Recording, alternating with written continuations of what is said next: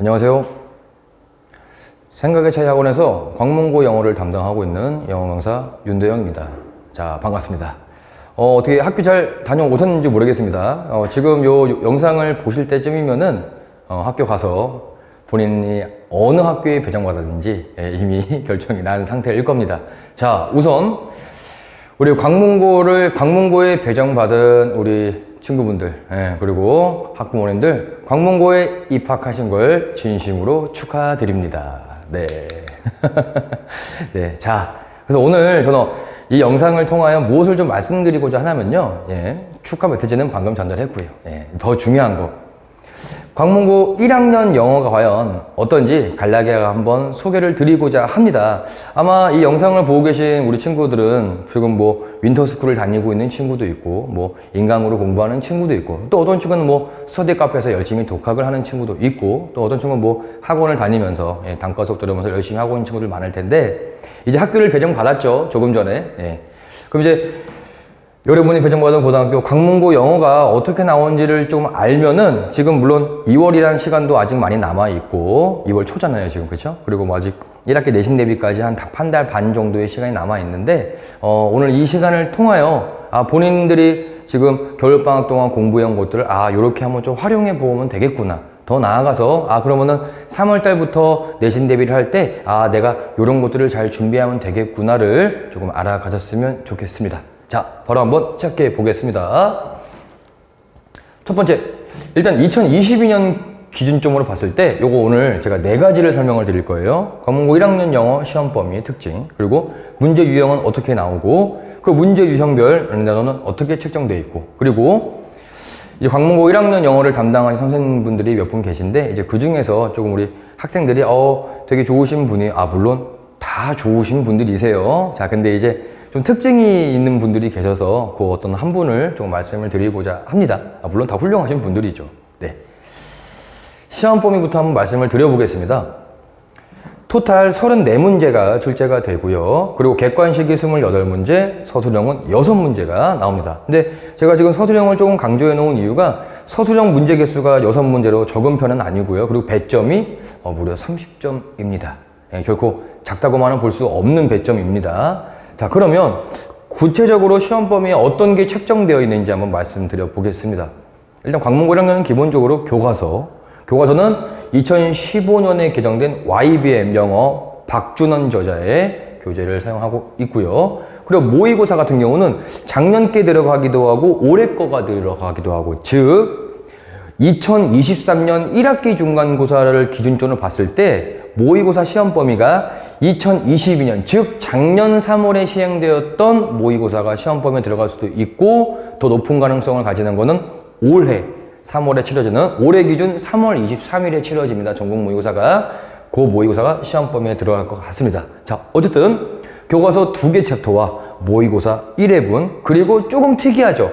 듣기가 8문제가 들어갑니다. 배점 15점. 작지 않죠. 요 듣기는 교과서에 있는 스크립트, 그리고 모의고사에 있는 스크립트가 그대로 출제가 됩니다. 즉 들리는 내용은 똑같은데 문제는 바뀌어 있을 겁니다. 자, 근데 지금 이렇게 보시면 모의고사 문제가 총 34문제 중에 22문제로 압도적으로 많은 비중을 차지하고 있습니다.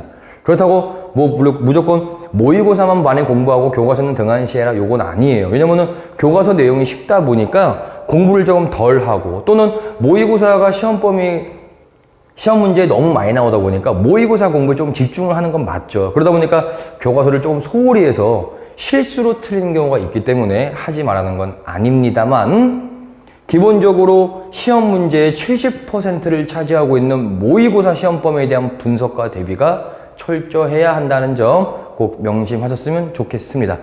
부교재는 없습니다. 자, 그럼 이번엔 문제 유형별 특징과 그리고 난이도를 조금 보실 텐데, 자, 지금 보시다시피 글의 분위기나 필자의 심경, 그리고 성격을 나타내는 어휘 문제. 제가 왜 어휘 문제라 그랬냐면요, 글의 분위기를 나타내는 어휘, 주인공의 심경, 그 마음 상태겠죠. 마음 상태나 성격을 나타내는 어휘는 본문에 없습니다. 네.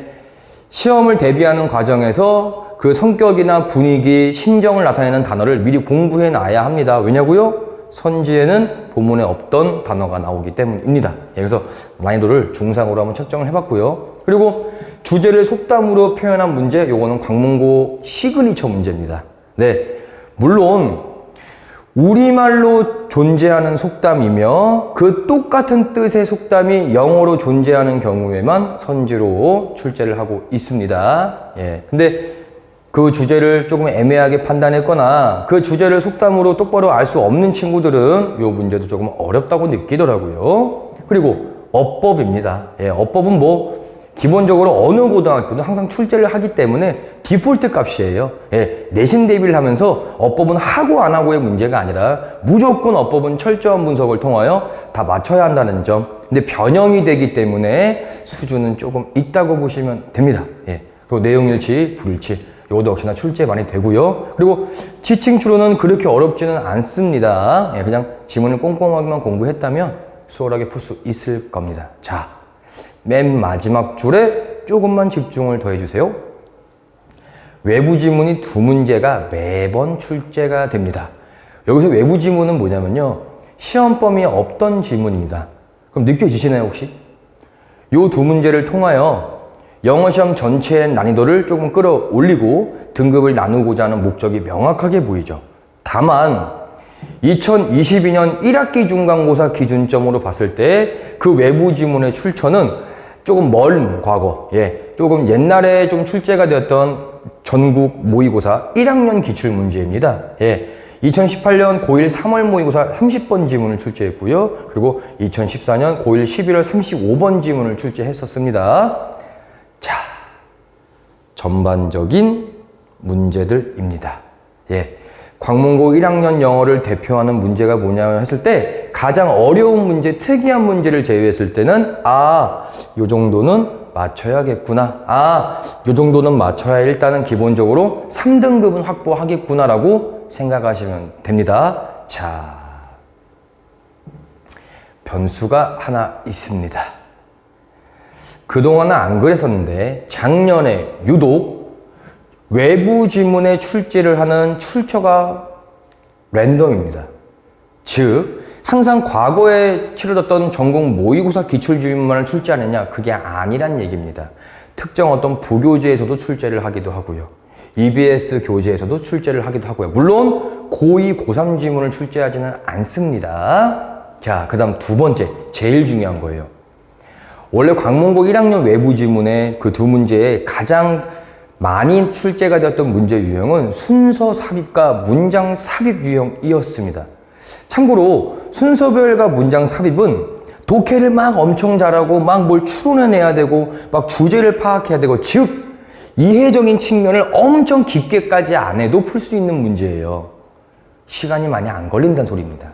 자, 근데 작년 특히 2학기 때부터 이 외부 지문의 유형이 처음으로 새로운 유형이 등장했습니다. 요거는 제가 2월 둘째 주에 저희 학원에서 제가 직접 어머님들, 우리 학생들 같이 초대해서 현장에서 광문고 영어 설명회를 진행할 건데, 요 신유형에 대한 분석과 대비 요령은 현장 설명회 때 말씀드리겠습니다. 꼭 오세요. 네.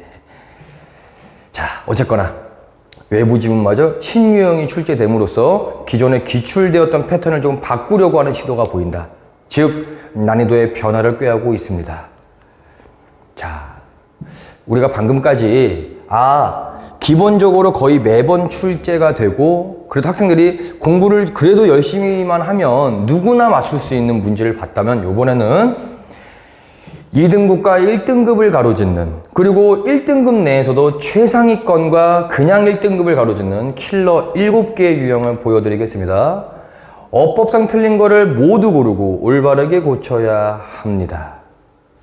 요거는 당연히 변형이 조금 들어가기 때문에, 그리고 틀린 거를 하나만 고르는 게 아니라 모두 다 골라야 되고 반드시 올바르게 고쳐야 되기 때문에 어법 이해도와 문법 문장 구조에 대한 분석이 완벽하게 이루어져야 합니다. 자, 두 번째, 맥락상 틀린 어휘입니다.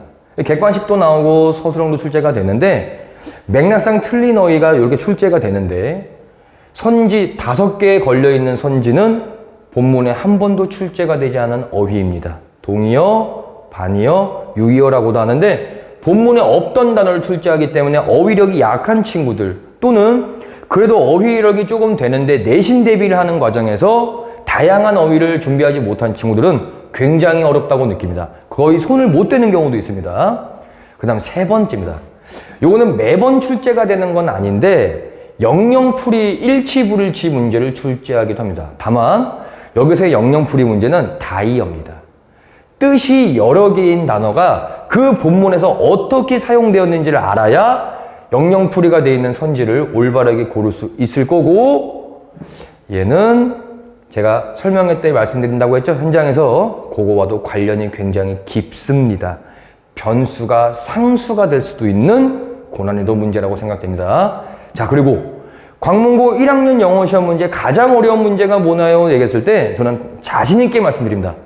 요약문 완성입니다. 객관식에도 서술형에도 심지어 듣기에도 출제가 됩니다. 제가 아까 처음에 듣기 얘기할 때 말씀드렸죠. 교과서와 모의고사에 있는 스크립트는 똑같이 출제가 되는데 실제로 듣기는 모의고사, 전국 모의고사와 수능시험에서 절대 요약문 완성이라는 유형이 존재하지 않습니다. 즉 듣기를 독해화시켜 출제한 겁니다. 객관식은 그나마 괜찮아요. 근데 객관식은 뭐가 어렵냐면 요약문은 광문고 영어쌤이 만든 요약문이시기 때문에 거기 안에 정답이 되는 선지가 본문에 없는 어휘입니다. 역시나. 서술형도 마찬가지입니다. 서술형은 요약문에 들어갈 빈칸은 2개인데 보기에 6개에서 8개의 단어를 주고 거기서 여러분들이 2개를 알아서 골라야 되고 서술형이기 때문에 문법적인 형태마저 올바르게 써야 득점이 가능합니다. 굉장히 많은 능력을 요구하죠. 그리고 필자의 견해 문제도 있습니다. 요거는 변수예요. 항상 출제가 되는 건 아닌데 필자의 견해는 어떤 지문 안에서 필자가 진짜 얘기하고 싶었던 주장 또는 뭔가를 비판하고자 하는 내용을 선지로 출제하는데 그 선지 5개는 2가지의 방식입니다. 그냥 광문고 영어쌤이 직접 영작하신 문장도 있고 또는 어떤 뉴스 기사의 한 문장 아니면 어떤 유명 인사들의 어구를 담아오기도 하기 때문에 선지 분석 능력이 상당히 좋아야 합니다. 예, 난이도 굉장히 높습니다. 그리고 학생의 반응 문제입니다. 사실 필자의 결의 문제는 광문고 2학년 시험에 많이 나오는 시그니처 문항인데 1학년 시험은 다음 글을 읽은 학생의 반응으로 적절한 것은 적절하지 않은 것은 나옵니다. 2개가 똑같다고 보시면 될 것 같습니다. 마지막입니다. 복합작문입니다. 이거 복합작문은 뭐냐면요. 서로 다른 모의고사 지문 2개를 이렇게 묶어서 출제합니다. 매년 출제한 게 아니기 때문에 변수라고 말씀을 드리고 있습니다. 이렇게 2개를 묶어 놓은 다음에 어휘 문제를 출제하거나 주제를 출제하거나 어법을 출제하는 이런 좀 특이한 문제 구성을 보이고 있습니다.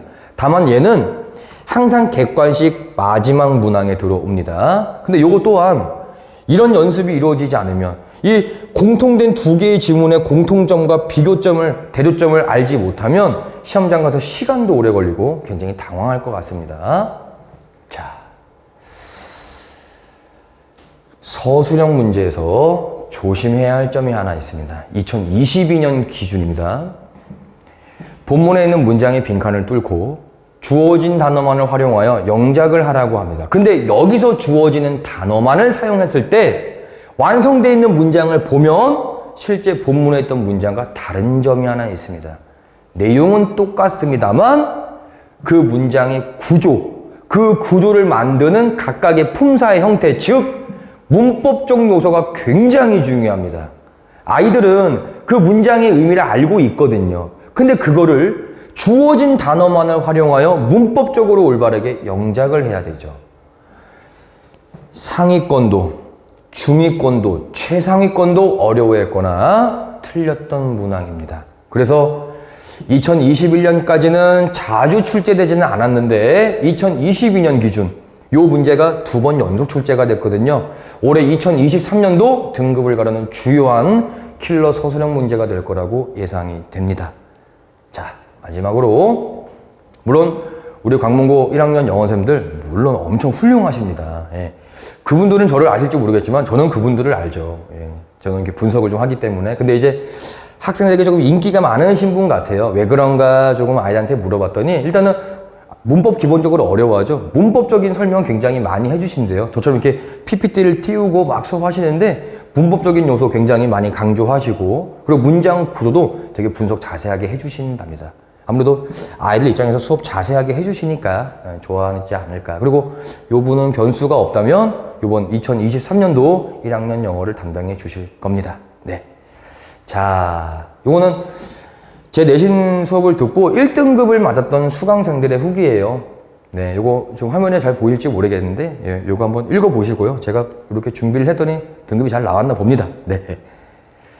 자, 현장 설명회를 개최합니다. 지금 요 영상만으로는 다 드리지 못하는 말씀들, 그리고 숨겨진 이야기들, 그리고 저만의 전략들은 현장에서 꼭 말씀을 드리고 싶어요.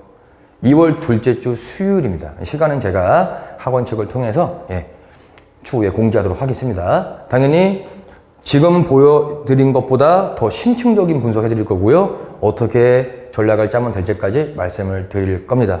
더 나아가 2023년에는 어떤 문제가 새롭게 등장할 거고 또 어떤 출제 방향을 보일지까지 말씀을 드리도록 하겠습니다. 예, 현장에서 꼭 뵀으면 좋겠네요. 자, 오늘 광문고를 배정 받았습니다. 예, 정말 다시 한번 축하드리고요. 아마 지금 설렘보다는 긴장, 불안, 그리고 뭐 이렇게 우려가 되는 분들이 많으실 텐데 사실 준비를 얼마나 하느냐에 따라서 그건 달라지는 것 같습니다. 저는 여러분들의 걱정과 불안을 꼭 반드시 내신 대비 과정부터 설렘과 어떤 기대감으로 바꿔드리고자 합니다. 그 네이버에 윤대영어 치시면 제가 윤대영 영어라서 윤대영어라고 줄여서 이렇게 닉네임을 짓고 있고요. 학원에 문의를 하고 싶으신 분들은 이 번호로 문의를 해주시면 되고 만약에 직접 한번 와보시고 싶다 그러면은 저희 학원 본관은 GS 건물 2층에 위치하고 있고 거기서 가시면은 실장 연례가 상당히 가능합니다. 그럼 저는 주로 어디에 있냐면 저희 학원에 관이 3개가 있어요. 본관이 하나 있고 프롤로그관이 있고 에필로그관이 있는데 이삭토스 건물 아시나요? 그 4층에서 저는 주로 수업과 요 건물에서 수업과 클리닉을 하고 있습니다. 내신 개강 하기 전에 저랑 직접 상담을 하고 싶으신 분들은 학원에 문의를 주시고 여기로 와주시면 될 것 같습니다.